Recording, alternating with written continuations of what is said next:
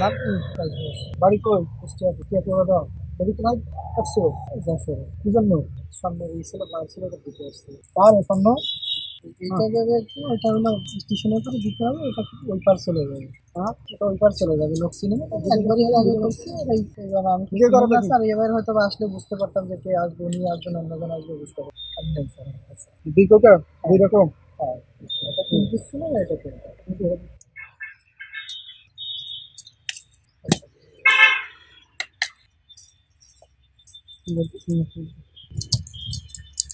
আচ্ছা